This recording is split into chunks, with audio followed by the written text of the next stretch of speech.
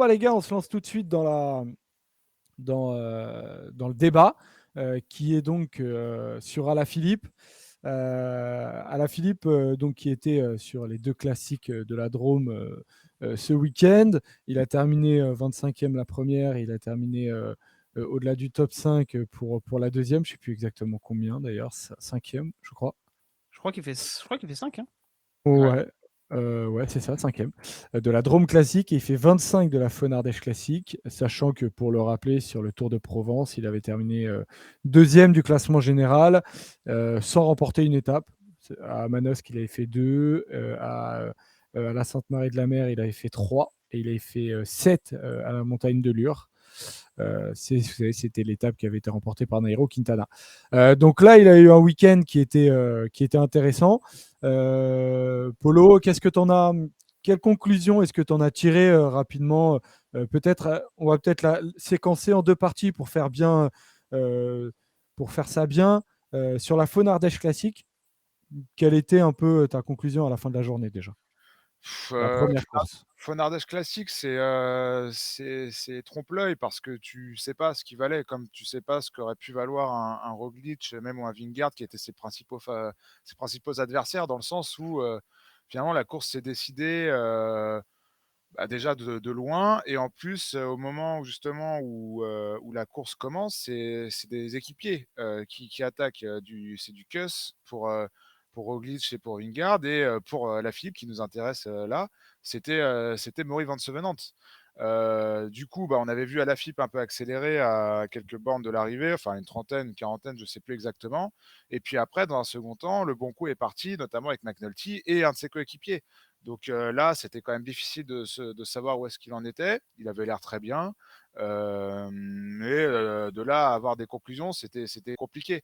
Après, le lendemain, pour le coup, j'avais peur que la Drôme classique ressemble à la course de la veille. Mhm. Mais finalement les leaders se sont découverts, et les leaders ont fait la course, même si, encore une fois, Vingegaard avec Juan Ayuso ont anticipé de loin.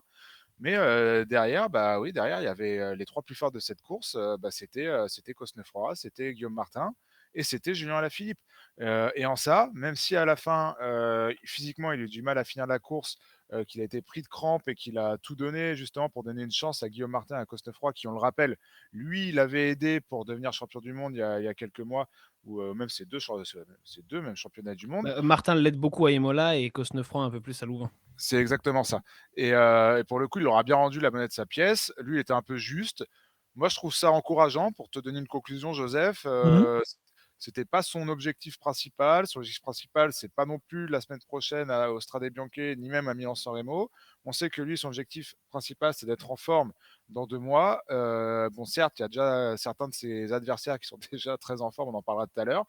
Moi, je trouve que c'est assez rassurant, mine de rien. Il a fait un gros bloc d'entraînement. Il a changé certaines choses, notamment il a ajouté les données de capteurs de puissance, quelque chose qu'il utilisait très peu en début de carrière. Voilà, je pense Ouais, qu'il faut ça, qu'il on va revenir dessus, ça, Polo. C'est s'habitue à vrai que tout ça ça. va Ouais, je suis être. désolé, je parle un peu de tout et de rien, Tu mais m'as fait voilà, tout le débat là. c'est rassurant en vrai. Je pense Ouais. que c'est rassurant.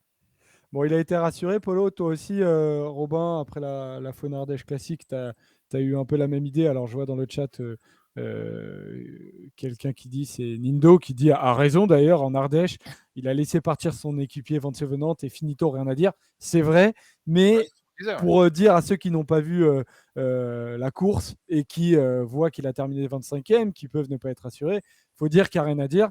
Mais c'est vrai que peut-être un peu plus de conclusions à tirer sur la deuxième course, Robin. Ouais, même sur les deux, en vérité, moi, je l'ai trouvé tranchant dès le samedi. Il place une première attaque pour contrer une offensive de Primoz Roglic. Déjà à ce moment-là, je trouvais que son attaque, elle faisait un peu mal. Il revient de l'arrière, il passe 5-6 coureurs qui sont intercalés entre lui et Roglic. Il voit un moment Van Sevenant justement qui laisse un petit écart. Il n'hésite pas, il bascule, il bouche le trou et il contre lui-même. Moi, honnêtement, je l'ai trouvé dès samedi plutôt en jambes. Après, sur les kilomètres qui ont suivi, il a placé 2-3 accélérations un peu moins prononcées, mais déjà, tu sentais qu'il en avait un peu sous la pédale. Et après, évidemment, il y a le côté tactique de cette course qui a fait qu'il ne s'est pas totalement découvert parce qu'il avait un coéquipier devant, parce que aussi il y a eu une entente un peu moyenne derrière McNulty une fois qu'il était échappé, où personne réellement ne s'est bien organisé Il y a eu des pour erreurs revenir sur lui. stratégiques sur cette course. Je te coupe rapidement, mais Comment? la Et moi, Quick-Step, je vous double coupe juste pour dire merci à Val du Havre, Cyril Guimard, qui offre 3 abonnements de niveau 1. Donc, merci Oh, il fait beaucoup. ça toutes les semaines en Val. plus. Quel prince. merci Val, hein, qui nous aide aussi beaucoup hors live. Ouais, voilà, juste pour te couper rapidos, moi je trouve que la Quick-Step fait des erreurs tactiques. Sur la première, déjà, c'est sûr. Moi, un Maurice Van Sevenant, tu le vois directement qu'il n'a pas les jambes pour accrocher McNulty. Et dans ce cas, tu joues déjà battu pour Quick-Step. Et j'ai eu peur que ça arrive aussi le lendemain. Bon, on a eu un autre spectacle. Et finalement, on a même peut-être vu la plus belle course du début de saison le lendemain. Donc, c'est cool. Ça, ouais, et justement, pour terminer là-dessus, c'est le dimanche, évidemment, qu'il a été le plus impressionnant. Mais en fait, je ne mets pas la course du samedi complètement en dehors de cette analyse. Pour moi, les deux vont ensemble. Sur les deux, il avait la même forme physique. Après, c'est surtout que le dimanche, bah, il y avait quelque chose à jouer. Donc, évidemment, il s'est battu jusqu'au bout dans le final. Même s'il a aussi un peu roulé, selon Guillaume Martin notamment, il a aussi fait les efforts pour Martin et Cosnefroy sans trop penser à la victoire, peut-être pour les remercier des titres mondiaux auxquels ils ont participé. Parce que voilà, Alaphilippe n'avait pas l'objectif de gagner cette course-là et il peut s'en passer vu son palmarès. Donc voilà, moi je pense que c'est globalement une bonne reprise pour un coureur qui vise les classiques. Alors après, ça dépend aussi de quel classique on parle. Il y a l'Estrade Bianche dans une semaine, enfin même pas, cette semaine, à la fin de la semaine. Évidemment que sa forme va pas être très différente et peut-être qu'il y a quelques coureurs qui sont plus en forme que lui cette semaine et qui seront meilleurs sur l'Estrade Bianche. Par Ouais. contre, si on parle de Milan-San Remo, c'est déjà dans quasiment 3 semaines et si on parle de Liège, c'est dans 1 mois et demi. Donc ça dépend en fait de quel classique on parle, mais moi je pense qu'après son Tour de la Provence qui était déjà correct, c'est une très bonne mise en jambe sur des premières courses d'un jour. Ouais, complètement. Les gars, ce qui va être intéressant, effectivement, c'est plus que tout de suite là, sur ce week-end dans la Drôme, c'est quel va être l'objectif d'Alaphilippe. Est-ce que, d'après vous, quelle est la course qu'il vise réellement? Bah, c'est Liège. Ouais, bien sûr. Bien sûr. Moi, je vais te dire un truc, hein, Joseph. Hein, cette année, Mais dis-le moi, Polo. pour moi, Alaphilippe, il peut. Bon, j'aimerais quand même le voir performer sur le Tour de France parce que c'est un peu notre Mhm. marronnier un peu de l'été, du début d'été. Hein. Chaque année, on aime bien voir Julien choper un maillot jaune ou gagner une petite étape, ou les deux, ou plusieurs étapes d'ailleurs. Mais si cette année, il a une seule course à gagner et qu'il doit le choisir une seule, quitte à ne pas gagner de l'année ni avant ni après, c'est Liège. C'est C'est Liège. celle-là, ok. Il tourne autour depuis trop longtemps. C'est le monument qui lui convient parfaitement, je pense, avec le Tour de Lombardie aussi. Mais c'est je pense, le plus beau monument pour lui, c'est la course qu'il a dans la tête. Et c'est quelque chose qui va avoir du mal à s'en défaire. Il ne faut pas que ça devienne une lubie, un truc qui le stresse et qui le mette dans un mauvais état d'esprit. Mais voilà, s'il y a une course à gagner cette année, c'est Liège-Bastogne-Liège. Et moi, s'il gagne Liège-Bastogne-Liège cette saison et qu'il gagne aucune course avant ou après, bah, ça m'ira très très bien. Et je pense que ça lui ira très bien aussi. J'ai lancé un petit sondage. Parce qu'en plus, c'est mon premier sondage sur Twitch. J'ai enfin réussi à en faire un, donc c'est une Ça, petite c'est beau. émotion. Pour vous demander si Alaphilippe va-t-il gagner Liège ou non, d'après vous. Voir un peu si vous êtes confiant, toi. Robin, tu répondrais quoi comme ça? Pas que ce sera forcément l'un des grandissimes favoris, Non, à mais moins que. c'est pas dans les réponses, ça. Bah, Tu joues un peu. Tu on est joues un loin. peu. Vas-y, je te dis oui. Je te dis oui. Ah Je te voilà, dis oui. Il tu n'y me a pas de régales. raison. Il y a Voilà. pas de raison pour qu'il Comme gagne ça, pas s'il Liège. perd, je te reprocherai, c'est tout. Voilà, exactement. Mais on a vu l'année dernière que Pogacar est capable de gagner Liège au sprint. Donc, forcément, ça rebat aussi un petit peu les cartes de savoir qu'un Pogacar peut gagner un sprint dans lequel est Julien Lafilippe. Mais bon, c'est comme ça. Mhm. En tout cas, Julien Lafilippe, il connaît parfaitement Liège. Alors, il le connaît avec plusieurs parcours différents parce que le parcours a changé. Mais il le sait, c'est une course qui lui correspond parfaitement. C'est encore ce qu'il a dit cet hiver au moment des conférences de presse de l'équipe ou alors aux interviews qu'il a données. C'est la course qui lui correspond et qui pour l'instant lui échappe. Parce que Mhm. les autres courses qui sont faites pour lui, bah, il y a déjà brillé, que ce soit la Flèche Wallonne, que ce soit l'Estrade Bianche, même Milan-San Remo qui lui correspond peut-être moins que Liège, il a gagné tout ça. Donc forcément, la suite, c'est Liège-Bastogne-Liège. Alors l'année dernière, et puis surtout l'année dernière, je dirais, mais un peu aussi en 2020, on s'est posé la question du Tour des Flandres. Cette année, il a réglé lui-même le problème. Il ne le fera pas, le Tour des Flandres. Donc comme ça, c'est fait. On ne lui parlera pas du Tour des Flandres. C'est aussi plus simple à gérer en termes de préparation parce que tu n'as pas besoin d'être à ton top à la fois début avril ou même fin mars plutôt, le Tour des Flandres, et quasiment fin avril, parce que c'est plus compliqué à gérer. Donc voilà, il a fait tous ses choix jusqu'à maintenant en pensant à Liège, en tout cas jusqu'au mois d'avril. Le fait de zapper aussi l'Amstel Gold Race, ça va dans ce sens-là. Il n'a jamais gagné l'Amstel, il pourrait en faire un objectif, un de ses objectifs principaux, mais il n'hésite pas à zapper cette course-là parce que Liège est plus important. Donc pour moi, à partir du moment où Julien Philippe, qui est taillé pour cette course, fait tout pour la gagner, évidemment qu'il peut la gagner. Et puis il tourne autour depuis trop longtemps. L'année dernière, il doit gagner. 2020, il doit gagner. 2019, quand Fuglsang gagne, il est trop juste. 2018, il joue le jeu pour son coéquipier Bob Jungels, mais c'est clairement le plus fort de cette course. Il fait troisième d'ailleurs, si je dis pas de bêtises. Déjà, c'était le plus fort. Derrière, entre Bardet était entre les deux d'ailleurs, si j'ai bonne mémoire. Et non, Très bon. il tourne trop, il tourne trop autour de cette course pour ne pas la gagner. En tout cas, ce serait frustrant. Mais comme l'a dit Robin, là, il est dans sa meilleure forme, dans sa forme optimale. Il est prêt, il s'est préparé exprès pour ça. Et c'est son objectif de la saison. Donc, le ce problème, c'est sera que c'est une course d'un jour. ouais, Tu c'est sais ça. très bien comment c'est. Et regarde les 2 dernières années, on est arrivé dans le final avec Julien Philippe. On s'est dit, bah là, c'est bon. C'est pour lui, il va les aligner au sprint. On sait qu'il va vite. Et les 2 fois, il y a eu un problème. Donc, c'est pas une science exacte, même quand tu t'appelles Julien Philippe, parce que c'est une course de plus de 260 km. Il y a des faiblesses aussi de Julien Philippe qui sont aujourd'hui connues, comme le fait qu'il n'aime pas quand il fait froid. Voilà, on l'a vu, l'année où Fuglsang gagne, justement, c'est un peu le problème. Renaud le note dans le chat. On le sait, et tu sais pas quelle sera la météo à Liège. S'il fait un froid pas possible et qu'il pleut toute la journée, et bah déjà, tu vas revoir ton jugement parce que tu sais que c'est pas les meilleures conditions pour Julien Philippe. Mais le problème, c'est que ça, tu ne maîtrises pas. Et quand tu décides en plein mois de décembre de tout miser sur Liège-Bastogne-Liège, tu connais pas la météo le 20 avril. Ou le 24, je crois. Polo, tout à l'heure, tu as parlé d'un truc très intéressant, c'est capteur de sondage. C'est capteur de sondage. Je pense à sondage Ah, pour matrixé. le Joseph, il est sondage. matrixé par le sondage qu'il a fait. J'y ai pensé toute la nuit, hein, les gars. Du coup, le sondage, vous êtes confiant, vous pensez qu'Alaphilippe va gagner Liège, donc ça régale. Ça n'aura évidemment aucune incidence, si ce n'est de lui prouver qu'on croit en lui. Donc au final, ça a une incidence. Polo, tu voulais parler des capteurs de puissance. Est-ce que tu peux nous en dire plus? Parce que c'est vrai que c'est très intéressant. Bah, en parler, non, mais c'est vrai que. Ah bah ok. Non, mais si. Belle relance. Nous dire l'actualité, quoi. C'est ressorti, je crois que c'est Eurosport qui a fait un article en parlant justement de la nouvelle manière de travailler de Julien Philippe, notamment cet hiver, avec la prise en compte des capteurs de puissance et de la manière dont il faut analyser les données, etc. C'est vrai que Julien Philippe, que ce soit un amateur et au début de sa carrière, ne courait pas du tout avec les capteurs de puissance. On le voit encore même ces derniers temps, hein, sur les dernières grandes courses qu'il a gagnées, la manière dont il les a gagnées. Je sens que c'est un coureur qui ne court pas au capteur de puissance. On est loin d'un Christopher Froome ou de cette période froomesque, hein, d'Ineos, où le peloton, dans sa globalité, a commencé à regarder son guidon de plus en plus et de moins en moins la route.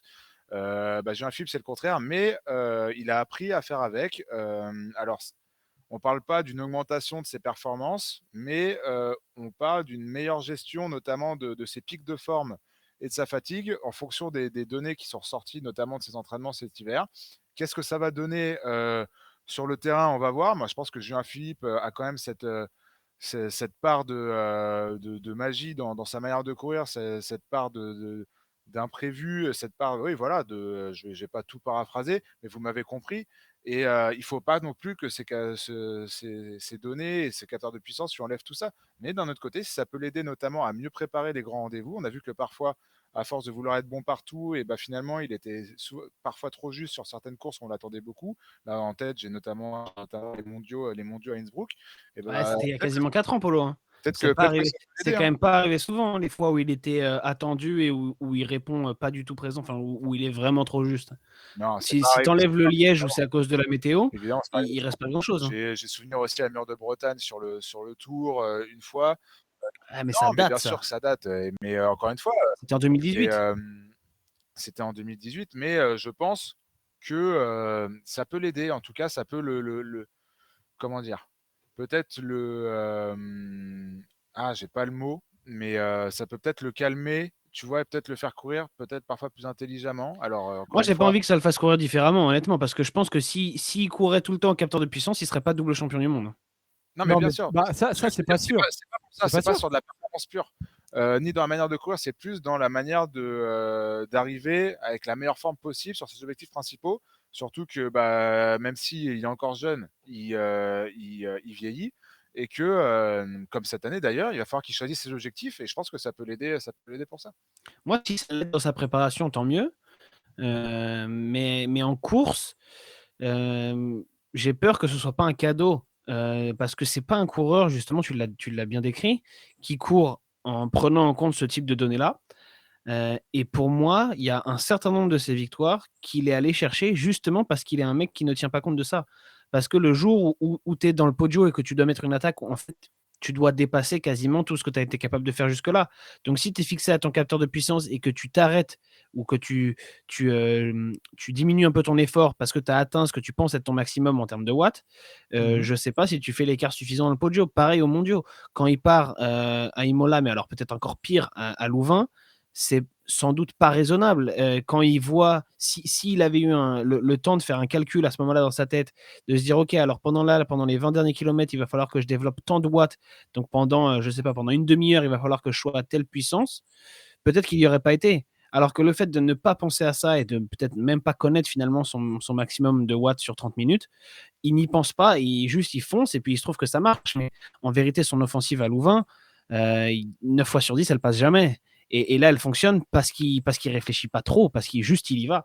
Donc s'il commence à courir comme certains qui ont tendance à courir au capteur de puissance, moi, ça me fait un peu peur. Et en plus, j'ai l'impression que cette manière de courir au watt près, ça fonctionne sur des courses par étapes, où tu sais que dans une longue montée, tu vas être à tel watt, parce que c'est ça ton maximum sur une montée d'une demi-heure, et puis tu vas tous les jours être au watt près, et c'est ça qui te permet d'être le plus régulier sur la durée. Sur une course d'un jour, c'est tellement différent, il y a tellement plus de paramètres que je suis pas sûr que ce soit la meilleure option.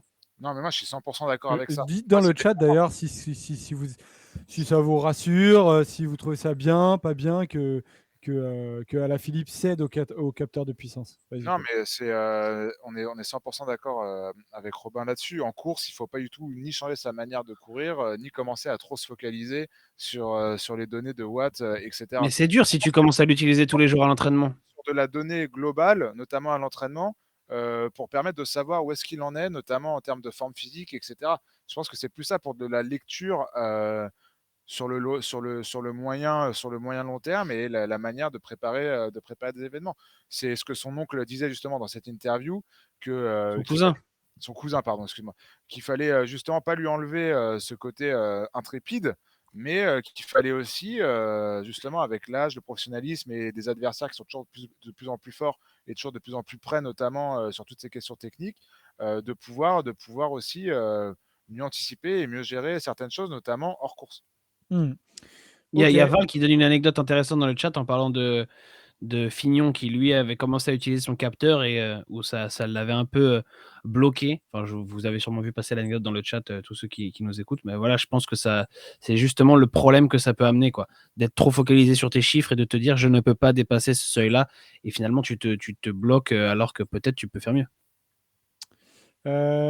L'équipe qui aura, je voulais vous la montrer, elle est là, sur l'Estrade Bianche, du coup. Julien Alaphilippe, il sera avec Casper Asgreen, Dries Devenins, Mickaël Honoré, Mauro Schmidt, Peter Seri et Louis Vervec. Un petit pronom, les gars, pour l'Estrade Bianche, pendant que je vais aller chercher la start list. Vous voyez qui? Bah, montre-moi la start list. Ouais. Ouais, il y a du Pogacar, il y a du Alaphilippe. Bah, en vrai, c'est toujours un peu la loterie. Il y en a quand même eu pas mal de surprises, notamment l'an dernier. Si je dis pas de bêtises, on a vu un Van Aert assez court. Finalement, je dis peut-être une bêtise. C'était l'année dernière ou il y a 2 ans. Il y a Euh, 2 ans. Non, Je- l'année dernière, parce que je me l'année souviens dernière, plus. elle est court. Alors, Mais là, finalement, mine de rien, il y a quand même pas mal de si, favoris. ouais, Van Aert, il est 4 l'année dernière, et c'est Van Der Poel qui gagne devant Alaphilippe, effectivement. Ouais, et alors qu'on attendait Van Aert surpuissant. Ça va être intéressant de voir. Van Der Poel n'est pas là, Van Aert n'est pas là. Alaphilippe, il sera face à qui? Il y aura, je crois qu'il y a du Valverde d'annoncé, il y a du Alors, je vous ai mis euh, la start list. Il y a Super ouvert. Pogacar, Il Polo. fait partie des favoris. Il fait partie des favoris avec Pogacar. Il y Pour a, moi, c'est les deux qui Pog- doivent se jouer la victoire. il y a Pogacar, Alaphilippe, Valverde, Mohoric, Asgreen et d'autres, Matthews, Kung, Bilbao, Bardet, Cosnefroy, mais ça, c'est des coureurs qui sont un peu moins. Moi, je, Moi, je trouve qu'il y a de la place quand même, hein, moi, je dis comparé à Pogacar l'année quand même. dernière où il y avait Van Aert et Van Der Poel en plus. Cosnefroy Tu était vois. plus en forme que Julien Philippe ce week-end.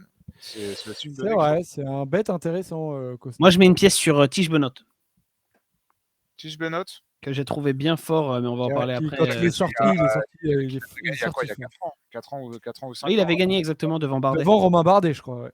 Dans une, Il c'était était assez arrivé. incroyable, ces Ouais. Strade Bianche. Mais, Ouais, mais c'était je mets quand même Pogacar en 1, parce que Alors, dans le chat, c'est dans l'arrivée à Sienne, là, dans les pourcentages monstrueux, je vois pas qui peut le taper, quoi. C'est clair. Amedzou dit Ouais, ça, Cosnefroy. parce qu'il faudra éviter les crevaisons, il faudra éviter les Ça oui, ça pièges oui. dans chemin de terre. C'est encore la petite, comment dire, le petit point d'interrogation chez Pogacar, c'est que on sait qu'il peut tenir sur des répétitions de monts, etc. Mhm. Le voir sur des pavés, le voir sur des chemins de terre comme ça. D'ailleurs, c'est pour Une autre ça, je question. pense qu'il ne s'y trompe pas en vue du Tour de France qui arrive, qui va passer en Belgique avec des étapes compliquées. Il va pas faire son entraînement sur ce. Après, il l'avait fait, hein, les Strade Bianche l'année On, dernière. on en Et parlera un peu plus ça- de Pogacar, les gars, ça ça serait intéressant. Mais juste pour finir sur les Strade Bianche, ça fait 2 ans que Vas-y. Pogacar les fait, même 3 ans, je suis en train de vérifier. Et l'année dernière, il fait sa meilleure perf qui est 7e.